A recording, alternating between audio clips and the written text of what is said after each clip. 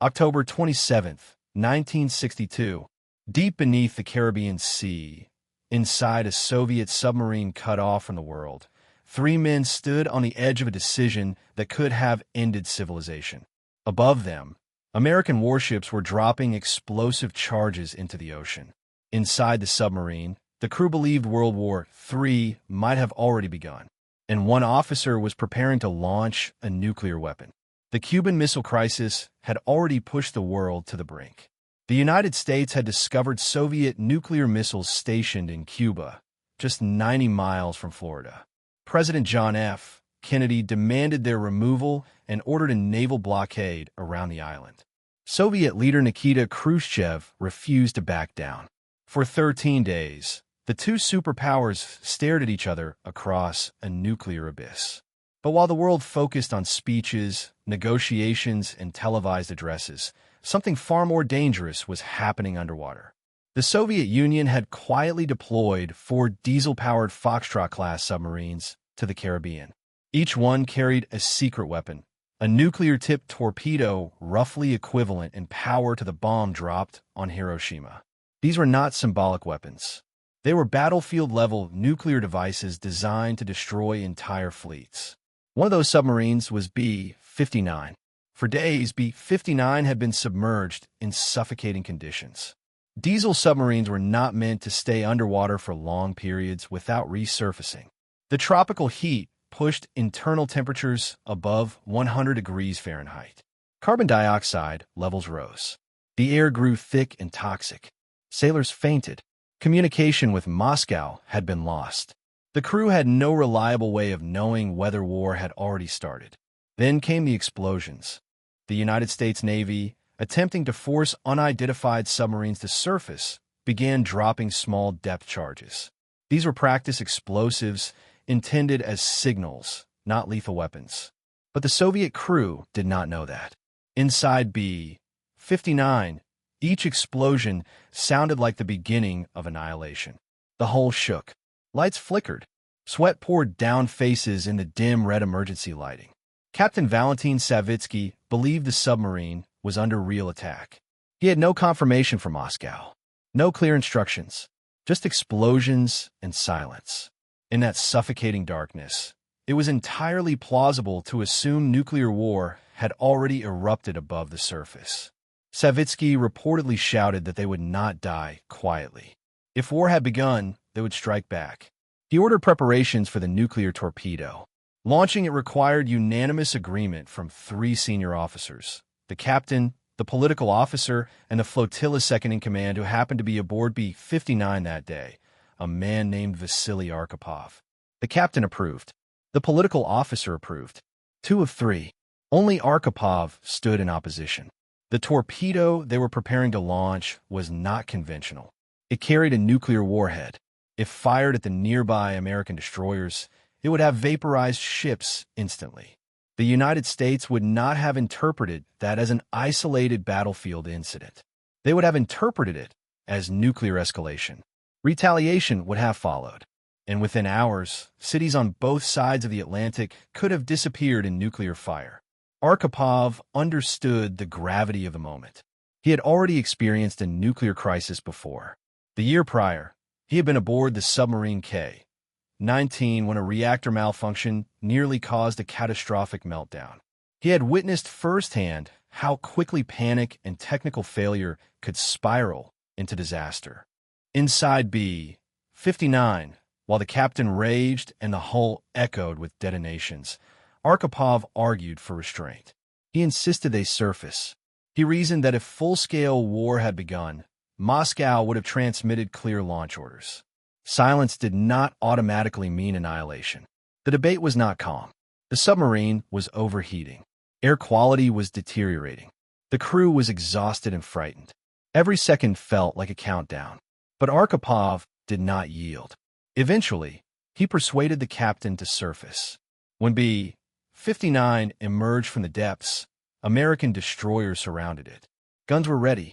Aircraft circled above. But no missiles flew. No nuclear weapons detonated. The explosions had been signals, not attacks. The world stepped back from the edge, and most people never even knew how close it had come.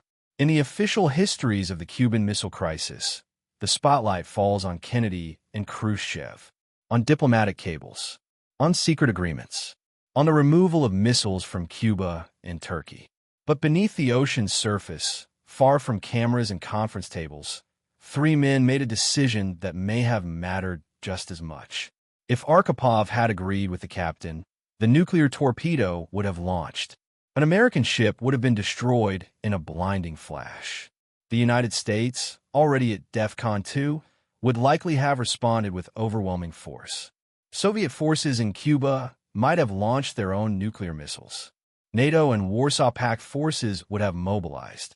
The chain reaction would have been almost impossible to stop. Historians later referred to October 27, 1962, as Black Saturday, the most dangerous day of the entire Cold War. On that same day, a U-2 spy plane was shot down over Cuba, killing an American pilot. Another U-2 accidentally strayed into Soviet airspace near Alaska. Miscalculations were stacking on top of each other. And at the bottom of the sea, cut off from information and suffocating in heat, a nuclear decision was being debated in near darkness. What makes this story even more powerful is that Arkhipov was not celebrated at the time. The Soviet mission was seen as a strategic embarrassment. The submarines had been forced to surface publicly under American pressure. There were no medals for hesitation, no parades for restraint. For decades, the world remained unaware of how close it had come to catastrophe because of that moment. It was only years later, after the Cold War ended and classified records began to surface, that historians pieced together the full picture. When former officers and analysts revisited the crisis, many concluded that the launch of that single torpedo could have triggered global nuclear war. The balance of power during the Cold War relied on deterrence. The idea that neither side would strike first because retaliation would be devastating. But deterrence assumes rational decisions made under clear conditions. What happened aboard B-59 showed something different. It showed that the fate of millions could depend on three men in a metal tube, cut off from reliable information, breathing recycled air, interpreting explosions in the dark. Technology did not save the world that day. Diplomacy did not save it in that moment. A human disagreement did. Arkhipov did not act heroically in a cinematic sense. He did not deliver a grand speech. He did not defy orders dramatically. He argued. He insisted. He delayed. And that delay changed everything.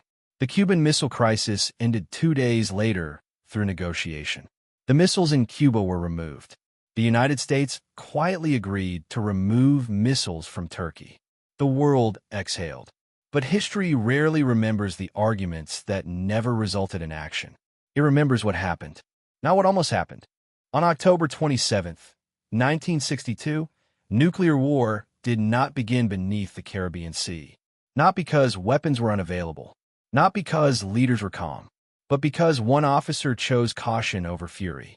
And sometimes, the most important decision in history is not the one that is made. It is the one that is refused. What happened aboard B-59 was never meant to be part of history. There were no cameras, no speeches, no official transcripts meant for the public. Just three officers in a steel chamber beneath the ocean, cut off from the world, trying to decide whether civilization was already ending. If the nuclear torpedo had launched, the United States would not have seen confusion or fear. It would have seen a nuclear strike. Retaliation would have followed. Escalation would have accelerated. And within hours, cities across continents might have disappeared. The terrifying truth is this. Nuclear war would not have started because leaders wanted it. It would have started because information failed, because fear filled the gaps, because men under pressure acted too quickly. The Cold War was built on the belief that mutually assured destruction would prevent conflict. But that theory assumes perfect systems and perfect judgment. B-59 proved neither existed. Heat, exhaustion, silence from Moscow, explosions in the dark. That was the environment in which a nuclear decision was nearly made. And what stopped it was not a missile shield, not diplomacy in that moment. not superior technology. It was hesitation. It was one officer willing to slow everything down. History often celebrates action, but sometimes survival belongs to restraint. On October 27, 1962, the world did not know it had been saved. The ocean remained calm on the surface.